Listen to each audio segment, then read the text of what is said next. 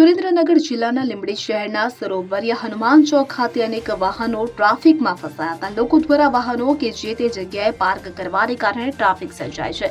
ત્યારે ગાયત્રી મંદિર રોડનું નવીનીકરણને કારણે બધા વાહનો સરોવરિયા ચોકથી પસાર થતા ટ્રાફિક જામ સર્જાયો હતો અને આ દરમિયાન વાહન ચાલકો નિયમોનું ઉલ્લંઘન કરતા પણ જોવા મળ્યા હતા।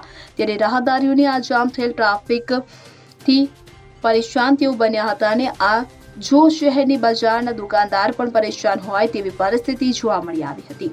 કલ્પેશ વાટેર, સુરેન્દ્રનગર। હવે જુઓ દેશ દુનિયાની તમામ ખબરો તમારી આંગળીના ટેરવે।